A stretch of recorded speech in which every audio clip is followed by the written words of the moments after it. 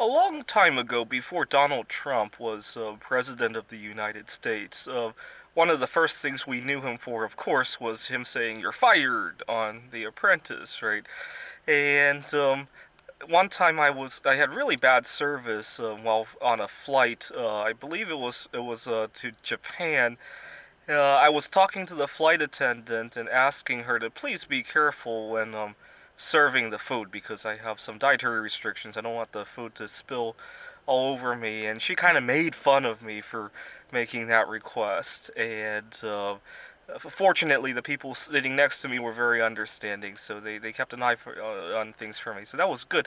But I turned when the flight attendant had walked away. I turned to one of the people sitting next to me, and I said, "Oh man, I hope she gets Donald Trumped over that." And Donald Trump meaning to be fired, obviously. But the guy sitting next to me didn't understand. He thought I wanted her to be thrown out of the country, and so the guy sitting next to me said, "I don't think she's even from the United States. How can Donald Trump kick her out?" So from then on, Donald Trump also meant to deport. So to Donald Trump somebody basically means to throw them out, out of a job or out of a country or just out of a relationship of some sort. So a couple years ago, I had a former classmate of mine who almost Bill Clintoned somebody at work. To Bill Clinton somebody means to have sex with somebody that you meet at work, obviously. So he had this relationship going on with a girl that he had met at work, and after a while, I asked him if he had Bill Clintoned this girl, without explaining to him what Bill Clinton means. He said, "No, no, we're just friends." So the nice thing I like about these terminologies is that you never have to explain what they mean. They're very self-evident just based on how you're using it, right? Did you Bill Clinton somebody? I got Donald Trump for my job today. It's very clear what you mean without having to explain. So it's very nice.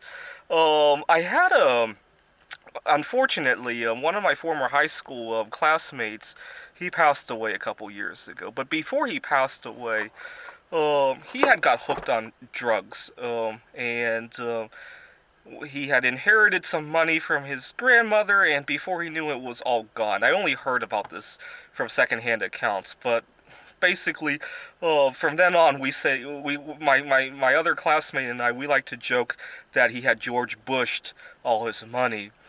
And every time somebody squanders money or uses money very loosely, we call it bushing money. How much money did you bush on your car? How much money did you bush on a relationship? How much money did you bush on, anything stupid, so from then on, bush means to waste. And the nice thing is, everybody knows what it means. I had another classmate of mine. He likes to go on vacation to places that I don't really approve of.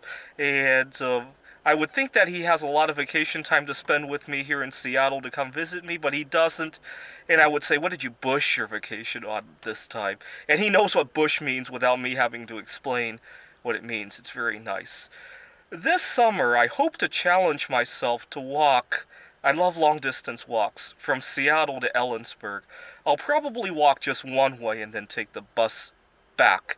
So I'm going to JFK myself to walk from Seattle to Ellensburg. To JFK yourself means to give yourself a challenge, not because it is easy, but because it is hard. And usually it's a challenge that has really no useful application at the very end of it.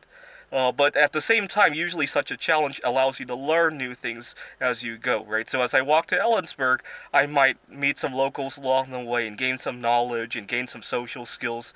So usually, JFK challenges have a tendency to be beneficial in those kind of ways.